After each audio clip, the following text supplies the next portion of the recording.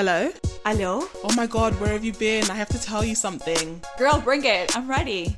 Welcome to the Call Me Later podcast, where we will cover the personal, the popular, and the peculiar. I'm Loretta Rolonge. And I'm Annie Steinberg. And you've now been dialed into our weekly call about relationships and dating, Pop culture and lifestyle, and friendship and community in the city of Medellin. No, you need to call me later. Hello? No, pero llámame ya. Hey, call me later. On this episode, we'll be discussing Nudes, Timothée Chalamet and his big fuck up, and prenups in this brave new world. But before we get started, we really want to shout out our friend Julian Beltran. That is our Spanish version of it, or Julian Beltran, if you will. Beltran. Julian Beltran. No, but Julian took beautiful photos of us that we're going to be using and abusing until the day that we die. Thank you so much, Julian, for taking the time to take these photos, to help us create our cover image. We really appreciate your artistry and your talent, and we're really grateful to have such talented friends as yourself. You can find him as JulianB_filming on Instagram. If you want to give him a little support and a little love, we would really appreciate that. He is truly a great filmmaker. He's actually won an Emmy, you guys. What? He did. He did. We're so proud of him. And he took these wonderful photos, so we'll be forever grateful to him. And I also want to say that this is actually the first episode that we're recording live in the moment. So the first couple of episodes came out, they were pre-recorded, but right now we're recording this. The Oscars were 3 days ago, and you're going to hear this under a week. That's right. So thank you so much, guys, for all of your support, for sending in your questions, for sending in your suggestions. We could not do this without you. We do it for you, not just because we love talking. It's not just about that. Thank you, everybody. Exactly. And we are very excited. The fact that you've been sending ideas for topics, we're going to start covering those very soon as well. So keep listening and let's get this call started. Do you know, the first ever nudes that I took, I was very young. I was younger than I should have been. Listen, I apologize. How young can I ask? I was younger than I should have been.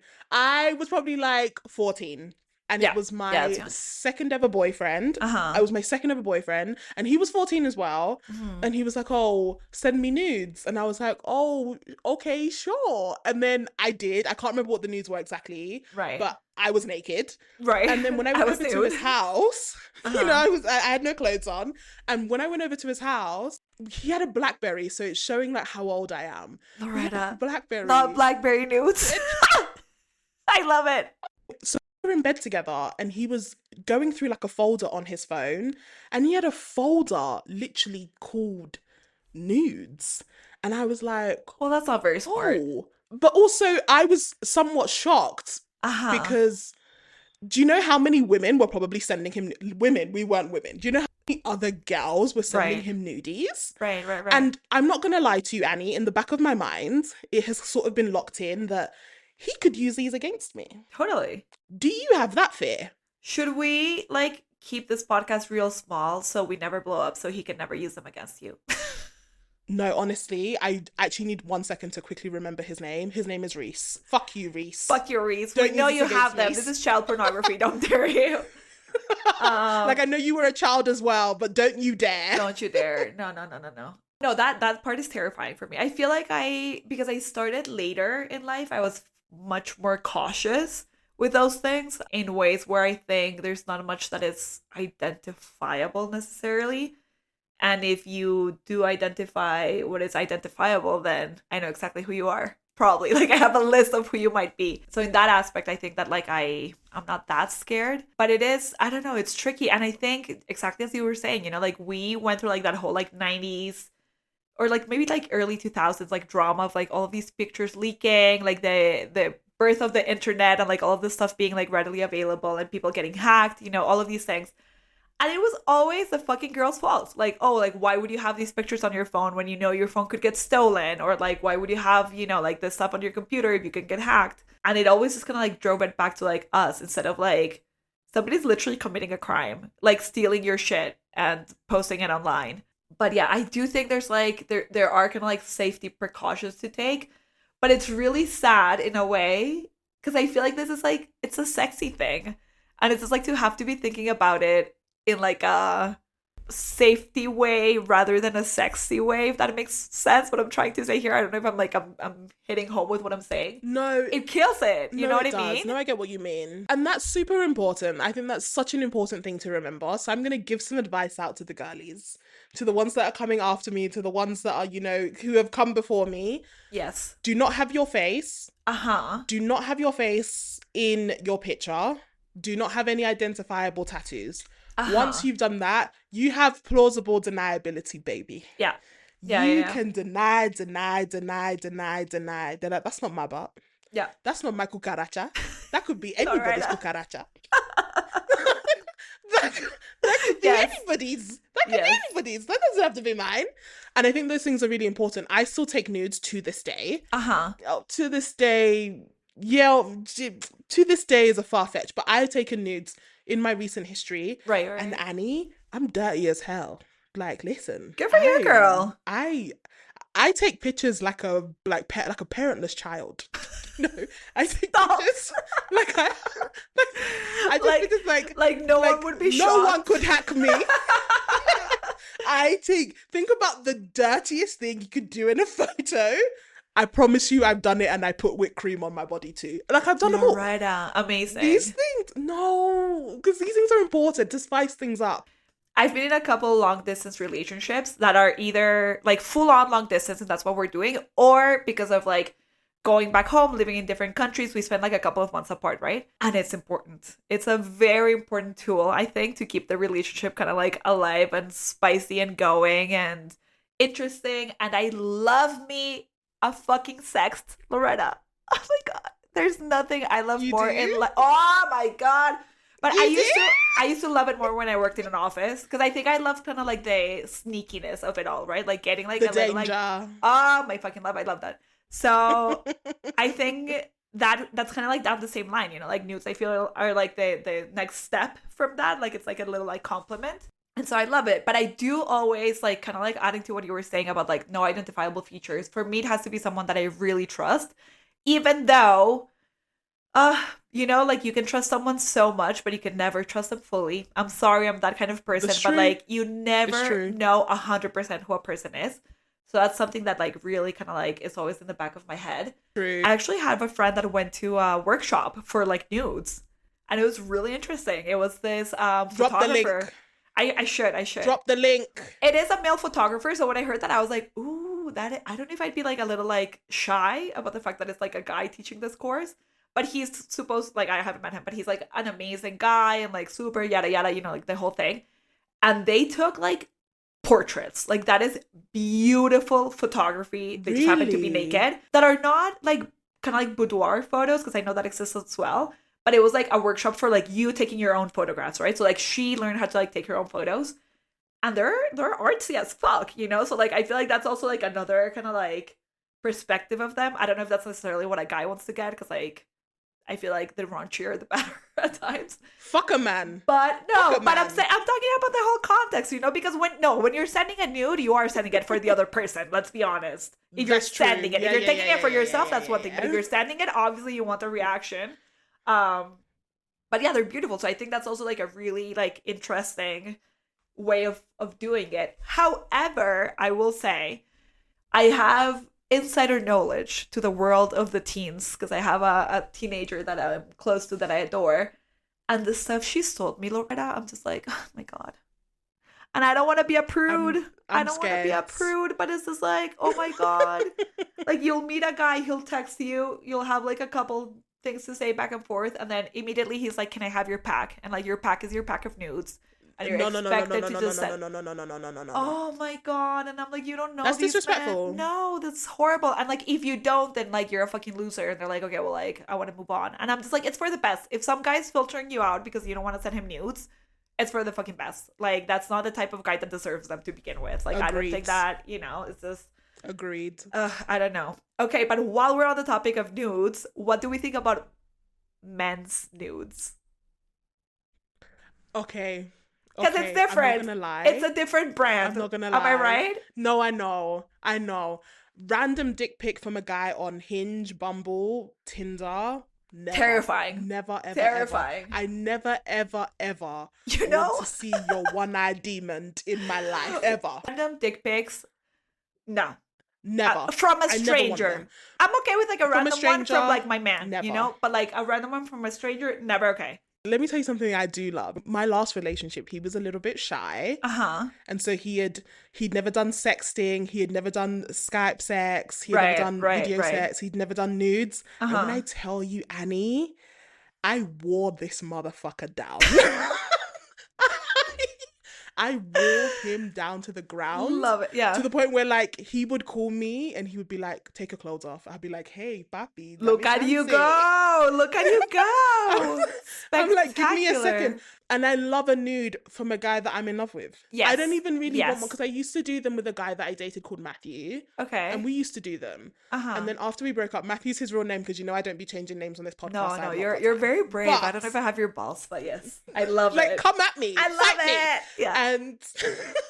And so we used to kind of just do like videos when we had sex, which is probably actually worse than nudes. We were doing full-blown amateur porn. Yeah. Which, like, Lord forgive me. So we'd be having sex. And then after we broke up, it had been months later, I was then dating this new guy. And then Matthew would like from time to time randomly message me and say, oh, I just like saw one of the videos that we made. My God. Knowing full blown that he dumped me. Oh, no. I'm in a new relationship. No. And I'll be like, Matthew, ¿qué pasa? What's going on? Like, my man stood right next to me. And he's like, yeah, I'm just reminiscing over your nudes. So then that begs the question, Annie. Should you delete nudes once the relationship is over? I haven't. I don't judge. So wait. Would I want them to delete mine? Yes. But am I being a hypocrite because I have never deleted anything I've received? Also, yes. I am so sorry to everyone. I didn't think of doing it. But also because like I wouldn't share it with anyone. And I have this one ex in particular who sent, I don't know, like our relationship was, oh my God, I fucking love this man. He was so funny. He was like one of the funniest men I know. And so like his nudes were always like, they were like sexy but funny. I don't know how to explain. So they were like so charming. And I just love them. I don't want to get rid of them. But I think maybe I am being a hypocrite. I should delete. I don't want to delete them, Loretta. But like, they're so good. Don't you think in a way, do you still use them? I know this is going to explain. No, I know what you're talking about. No, but I will. I will like look at them every now and then and be like, oh, I fucking love this guy. Like, and not even in like a romantic way. I love him as a human being. Like, I'll see them and I'm like, they're just a pick me up, if you will. You know, like I'm just like, oh, my day's great now. Okay. Listen, I'm not judging you at all because from my last relationship, I still have all of those nudes. I still use them. But I'm also, sorry. Is this the ones from like Matthew or from another relationship? No, from another relationship. Matthew and I, can you imagine, Annie? I don't actually have the videos that Matthew's talking about. Only Matthew has them. I hate that. Which is what links into the danger. Yeah, I don't like that. I don't like that at all. He could be doing all sorts. No. I'm going to talk to him. I'm going to talk to him after this. I'm going to talk to him after this episode because... Maybe you should. No. And you know what? Maybe he'll be a new listener. So I'm always down for it. One more number. You know, and he would never. Okay. But like, I at least need them myself. Or he's got to delete them. That's the line. My issue with that is how are we guaranteeing any sort of deletion? Like, how can we prove that it's been deleted? You can't. Like, it's done. The moment it's out, it's out. Like, you can send me a video, like, deleting them from your phone, but you can have them anywhere else. Like, it's just... It's more about, like, the ethical choice of the person to do it. I would say. Which is why your face shouldn't be in them and your tattoo shouldn't be in them. Agreed. I don't think you're in a moral grey ground for not deleting them because also... I'm not. I'm going to text them also right after this. I'm going to be like, it was you I was talking about and I fucking love them and they're some of the best nudes I've ever received. Speaking of nudes though, this could really blow up our careers. We've known many a person whose career has really become exponentially better because of their nudes or videos, such as one Kim Kardashian. Speaking of Kim Kardashian, there's Kylie Jenner. Speaking of Kylie Jenner, what the fuck, Timothée Chalamet? What the fuck? Do you want to talk a little bit about what he's been saying out and about in the world? He lost the Oscar. He lost the Oscar. That's all that we care about. So if I give people the lowdown, but also you should know the lowdown because every other podcaster everywhere in the world has covered this. Literally, this is nothing new. And so he goes onto a show with Matthew McConaughey. All right. Goes onto some talk show with him. I've never heard of it before in my life. Yeah, so listen, this is all vibes, no research. I maybe watched the video for 30 seconds. So he was on this show with Matthew McConaughey and he essentially said, I don't want to work in ballet. I don't want to work in opera. Like, I feel like those are dying arts. And, you know, I better be careful. I've just lost $3 in viewership. Right. Yeah. And it just gave everything we hate about white men. Men in Hollywood. Men in general. Fucking dumbass. But like, why would you say something like that? And people have actually come to his defense. Maybe 2 people, because apparently a whole 2. You know, because apparently his mum and his sister are ballet. in ballet or something like that. I don't know. I didn't research this at all. Yeah. And so he was like, I'm speaking from a place of real experience to say those are dying arts. They're not worth the struggle. And I think the second person who defended him also said says that most of the money that comes from ballet and opera is actually from sponsorships, not from people buying tickets. Fair. So from those 2 people's perspective, they said, hey, what he said wasn't that bad. However, I just, no, you can't say stuff like that. Like, I think there's almost like an embedded, I don't even know, there's like an embedded ism in that. It's not classism or selfishism. It's like an ism is in that. There's just something so like snooty about it. Like, yeah, you go on with your broke self in opera and ballet. You know, I play anemic kids. You know, I play anemic people in every single... No. Bro needs the sun. He's anemic, vitamin C deficiency. I said what I said. Come for me. I agree. He plays all these same parts because someone I knew has like a huge like celebrity crush of parasocial relationship. I can't. I find him so unattractive. I know someone... Oh no! And like I get what it's like. Do you think he's a good actor? Do you think he should have won the Oscar? Do you think that he lost the Oscar just because of what he said with Matt McConaughey? Okay, many thoughts to share. Yeah. Number 1, I do want to re-emphasize that I think he's ugly. I'm sorry. I do get that very kind of like brooding thing that he like adds to his characters. I do think he's a good actor though. I will give him that. I do think he's a good actor. I haven't watched Marty Supreme, so I have like no context on like his performance there, but I have seen many of his others. I did not watch Wonka either. Fuck. Even the ads for Wonka, I was like, ugh. My sexual awakening was Gene Wilder. So not in the chocolate. Oh, what? I know. Have we never discussed this? What? Loretta, I saw that man in like The tiny guy whitey. I can't even explain. He literally, I am so in love with him. And like, I mean, obviously he's long gone, right? But there was this movie that he was in and he is in tidy whities for like, he's not even my type. Like, that's not like typically the type of man I go for. But I remember being like, I feel funny feelings. And it was Gene Wilder. Not again in Charlie and the Chocolate Factory, but even because of that. Funny feelings. No. I was like, something is happening. I'm obsessed with him. Anyway, and then Timothée Chalamet getting Wonka and me seeing those ads, even though I felt what I felt for Gene Wilder, not in the Charlie and the Chocolate Factory necessarily, but what I feel for him in general. And then I see this man, and then I see him like cringing and saying like magical whispers of words and shit. I don't know. I fucking hated it. I didn't watch the movie, but like, I do think he's a good actor, but Wonka can go fucking die. And I don't know. I didn't watch Marty Supreme. However, on behalf of Michael B. Jordan, I don't think it's fair to say that if Timothée hadn't said these things, he would have gotten the Oscar, right? By the time that this interview came out, the voting for the Oscars had happened. So I think that's really important as well. I think he lost a lot of like, yes, and I found this out recently. I think he lost a lot of like public respect and stuff like that. And I don't think he's like a very kind of like beloved person in the media right now. However, Michael B. Jordan had been voted to be the winner of that award before all this happened. So I think that's also fair because I don't want to take away from like his performance in Sinners just because like Timothée Chalamet says something about the ballet and the opera. So I agree. Yeah. But I do think that he has kind of like, I don't know, it was interesting because he had this speech last awards season where he was saying how he wants to be one of the greats, you know, like Viola and like, I don't even know, Michael Jordan, I think he said. Isn't Michael Jordan the basketball guy? Yeah, but I think he also said like sports people. Oh. All by no research. Like a cross-reference analogy. Yeah, he was like the greatest. I don't know. He wants to be like Michael Phelps and Viola. I don't know, you know, like something like that. Yeah. Okay. And that was like that was taken, you know, there were mixed reactions to that because some people were like, ooh, like that's like too kind of like self-adulating a little. It's not the typical kind of like humble speech that you're like, oh my God, I'm so surprised that I got this. And so I feel like that's kind of like where his demise began. Oh. And then, but like that was like a little bit of like a breaking point. And then he's gone on and continued to be this very like unlikable person. So I do think he's like ruining his persona. But I don't think that lost him the Oscar because I know now that the voting happened beforehand. However, if I wouldn't have known that, I would have very much been like, people definitely didn't vote for him because they were pissed off at his opinions. And like the way that he worded them was just very dismissive. And I do agree with you. And honestly, Michael B. Jordan, I have a couple of things to say. Number one, that's a sexy, that is a hot fucking man. Yes. That man.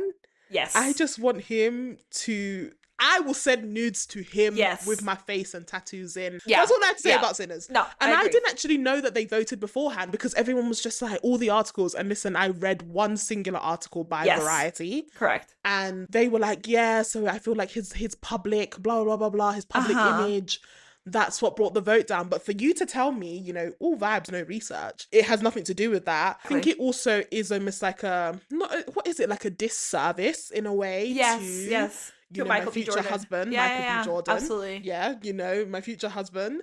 For him to be like, oh, you know, you just didn't win because this person, you know, did a social faux pas. Exactly. But I do think that Timothée is like shooting himself in the foot a little too hard. Personally, I have like a great appreciation of the opera. No, but I actually do love the opera. One of my, you know, dearest relationships that I have, this friendship that is with my friend Felipe, who's listening to this episode and promptly sending feedback because he's good about that stuff. A huge part of our relationship grew because of the opera. So he used to be in like the young, I can't remember what it was called, but it was like Young Philanthropist or something like this in the city of Montreal. And he would invite me every so often to go to the opera to Montreal. And so like we went to many operas together. We enjoyed that so much. We got to see like the level of like talent and craft and artistry and the amount of people that are involved in everything that is the theater and the arts and dancing. And like you go from costume to like set to obviously the people that are on stage that are fabulous. I feel like it's just like such a shitty move to do. And just because you think that it's maybe an art that is not that many people are interested in it, it doesn't take away from like how important it is and how important it has been. So many people I've heard say things to the effect of people will be listening to opera years after anybody remembers who Timothée Chalamet is. Like some of these plays are hundreds of years old, plays or operas or whatever, you know, and people have been watching them and continue to watch them. Yes, okay, maybe it's not the most popular thing, but it doesn't take away from the fact that it's just like a beautiful piece of art and it's well beloved. Like, who do you think you are to just shit on this? It makes me angry a little bit. I'm sorry. And I have a theory. It's a toxic theory, but I think I'm already that excited. He's acting a fool because of Kylie Jenner. Girl, and same. Listen, I'm not about a woman slander. I'm not about, a woman is making a guy act a fool. But in this case, I think he's being infiltrated. He's chilling with billionaires. Oh my God. He's thinking about, if I marry this 30-year-old with 2 children, sure, she's a billionaire. Probably will have to sign a prenup. You know, he's sitting at a table with a bunch of billionaires. He's sitting with Kim. He's sitting with Kylie, who are both billionaires. Yeah. He's sitting with Chloe, who's apparently kind of the loser of the family because she doesn't really have a successful business. But honestly, he's the most likable one. He's going, shit, I'm making all these movies and I'm making a fraction of the money these people are making. I'm probably going to have to get a prenup. And I think that's what's infiltrating his brain, Annie. That's what's making him go, you know, I'm drinking the Kool-Aid, you know, I'm kissing those lips of hers that apparently she got from just using lip gloss and not lip filler. Of course. And as you do. Yes. And do you not think that? Do you not think that must have something to do with it? That because conversation that must have happened. So Kardashian coded. 100%. And I think like driving us into the prenup world, that conversation must have happened so early on. And I find that in these types of relationships, whether they're PR or not, I'm not saying this relationship is a PR relationship, but so many of them are. I feel like that industry, it is so easy, quote unquote, because there's so much work that's been done. You know, there's so much that's understood that if we're dating, we're going to have this type of prenup, we're going to have this type of agreement, we're going to have this sort of thing. Whereas in the layman's world, if I meant our world, it's still very controversial. Yeah. And I don't understand why. And I think that it's so important. I don't know, because I have conversations with different people about what they're doing in their relationships. For me, a prenup is like the most important document that you have to get when you're like entering a long time relationship with somebody.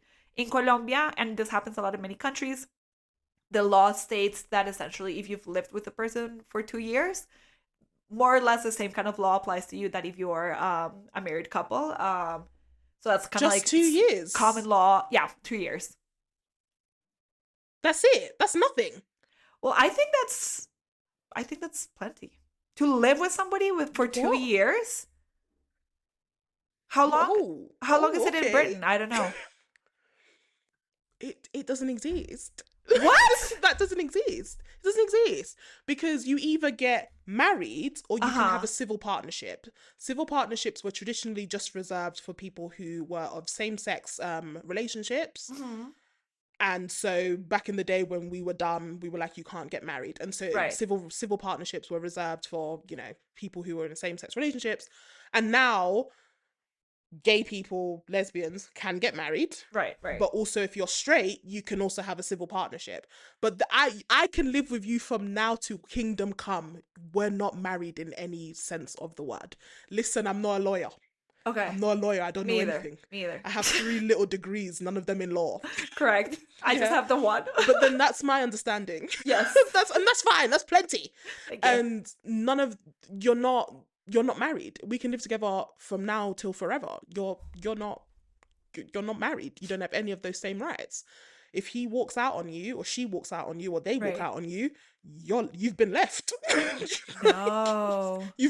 That's it, you're left. And I feel like Canada, I want to say Canada does 2 years as well. Let me ask our producer. But like, you're not married. As you also producer, I'm going to rant because you're not married. I'm sorry.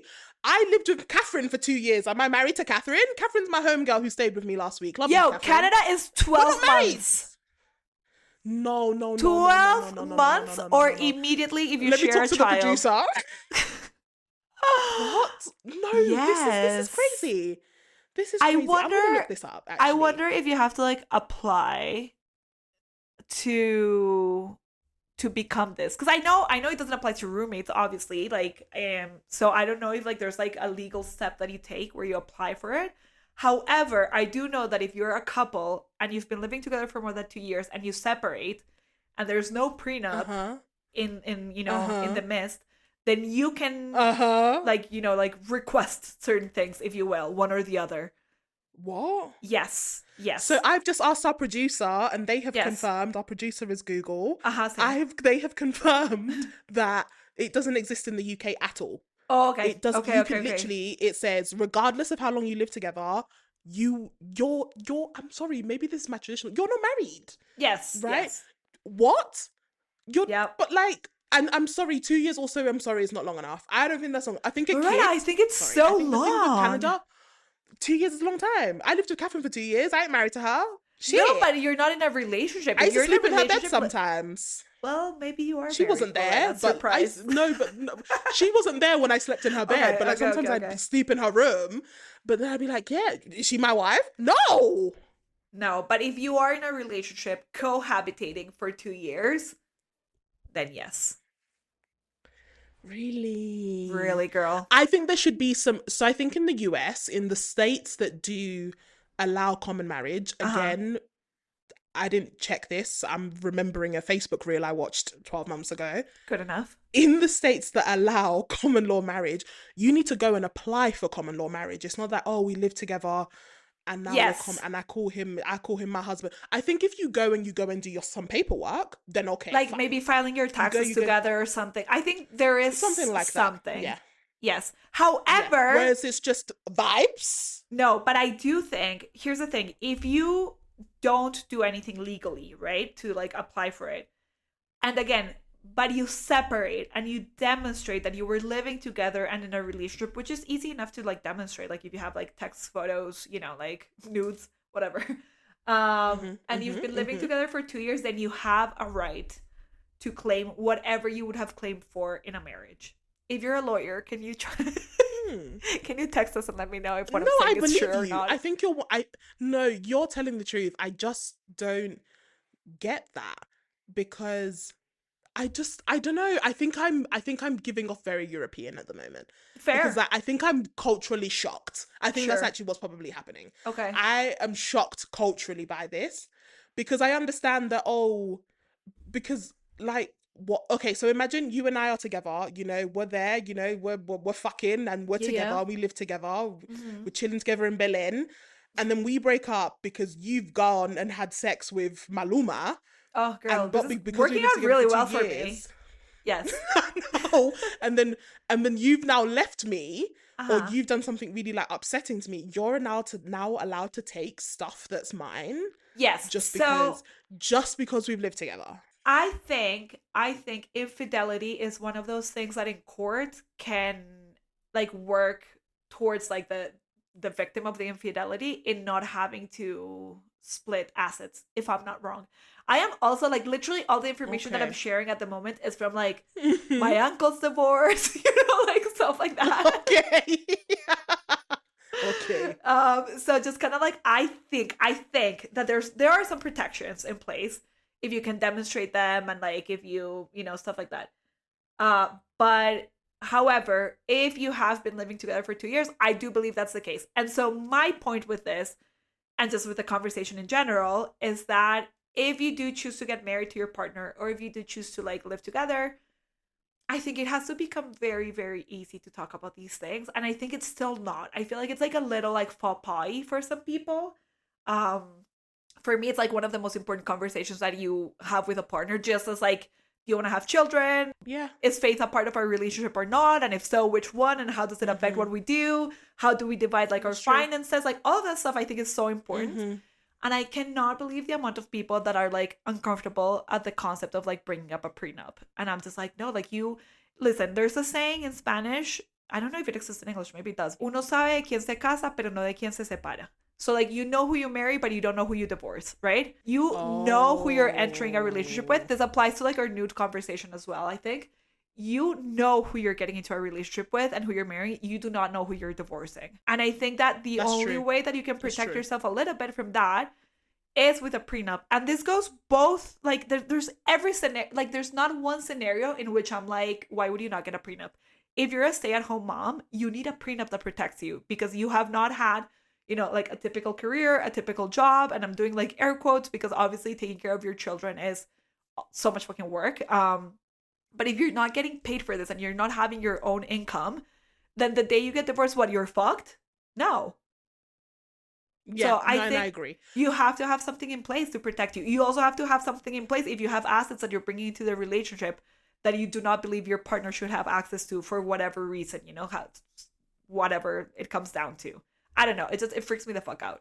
And do you know why I think it upsets people? Because I think I used to somewhat have this viewpoint. I have gone back and forth as to whether or not I would get a prenup a few times in my life. Okay. I have now landed firmly, completely, permanently on I am definitely getting one. Amazing. But I think myself and probably a lot of other people have the mentality of, oh, but you're starting your marriage thinking it's going to end. Right. And I used to be a big bad believer of that. But do you know what? I don't think it's like the quote that you said about you know who you're marrying, you don't know who you're divorcing. Yeah. And I also think it's that people act very differently. I think the saying in English is, if you want to get to know someone, divorce them. Ooh. And that's how you're gonna really know. I think that's the English equivalent, but that's a good one. Yeah. And if you want to know someone, you're going to see the worst side of this person when you divorce them. Yep. And listen, you're not just protecting yourself from the person you've married, you're protecting yourself also from, listen, soy una víctima de una suegra de mierda. I have been a victim of a shitty mother-in-law, right? And you're protecting yourself from your shitty mother-in-law who's going to be whispering in her son's ear, oye hijo, tal vez puedes sacar la casa desde la oreta, tal vez sí. Fuck you, bitch. Yeah. My 2 cents is that nobody should be offended, and if you're offended, then you want more than you're entitled to. Like, if you don't see it as something that is fair, then it's because you feel like you're entitled to something that you're not. Is that terrible to say? So, no, I don't think so, because do you view it in the sense of like, what's yours before the marriage is yours, and then what's accumulated during the marriage should be split as it needs to be split? 100%. Okay. And I do agree with that, because I watched another Facebook reel and it was a lawyer, and she practices, I think, in the US and in the UK. In the UK, prenups really aren't a thing as much as they're enforced in the US. In the US, they're enforced with clauses like infidelity clauses. Right. You know, this is how much you get if you have a son. Those things I don't stand up. That shit is wild, though. I know, it's crazy. Yeah. I don't think those things stand up very well in the UK. Okay. And I also think in the UK, you can't just like leave one party like destitute, especially if there's kids. Yeah. You know, you can't leave the mum or the dad broke as fuck because the kids have to go live with them X amount of time. Right. And so, but then she was then comparing to a specific case she had in the US, which was that this woman, she had like fell in love with this guy. He was from a semi-wealthy family, and she was like about to walk down the aisle, and she was 3 months pregnant. She was so happy. And then as she was literally about to walk down the aisle, his family presented her with a prenup. They were like, if you want to walk down the aisle, you need to sign it. And that is a perfect example of duress. I don't know when this became a law podcast, but like I'd be throwing these buzzwords out. Sure. But it's a clear example of that she was put under immense pressure, pregnant. Right. All those people are waiting for me to get married. I'm in the dress. No, but that's that's predatory. Like that is exactly. No. And she signed it. And then, I don't know, 25 years later, they got divorced, and he had become a multi-millionaire. Yeah. And she got nothing. No. Because she also signs that during the course of the marriage, she would also get nothing as well. No. And then they tried to argue in court that it was duress, and they went, well, you signed it. And that's the difference, I think, where some people might feel a bit afraid about prenups. Because that's crazy. I totally agree. If I may add to that, that's why I think like if the prenup conversation is normalized, a prenup should be something that has been talked about significantly and at length way before your marriage day. You know what I mean? Because like why was she getting surprised with a prenup? Clearly because it wasn't signed beforehand, because this conversation hadn't happened, you know?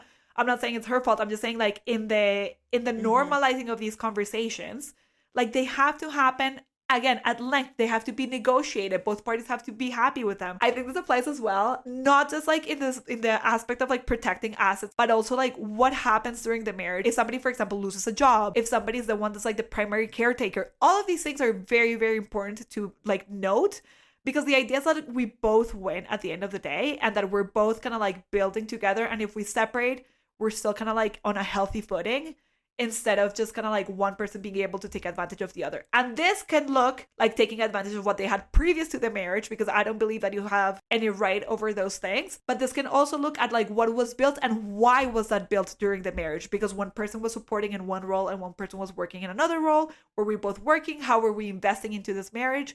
And I think it's just so easy to have those conversations, but have to allow for them to become normal, and not like it's a predatory thing, and not like it's like somebody's trying to scam someone out of something. I think the thing to keep in mind is another subsection where people don't get prenups is they go, well, I don't have any money, and you know, neither does he. If you guys have 3 pesos, you know, split those 3 pesos in half. No, absolutely. You take your 150, he takes his 150, or they take their 150. Yeah. Because just keep things nice, clean, clear, always. Cuentas claras, chocolates peso. That's another saying for you. Exactly. Yeah. That Colombian saying. Maybe, yeah, like clear bookkeeping, thick chocolate. Does that make sense? No, whatever. But we like to use food a lot in our examples. But yeah, it's just like, why not be transparent and like, you know, keep it clear for everybody. Keep it, you know, I like for everybody to know what the rules of the game are, period. That everybody's playing with the same set of rules. I think that's why it's important. I think it is important. I want to hear so much more about these Colombian sayings, but I've got to go. Call me later. You bet. Call me later. Hello? No, pero llámame ya.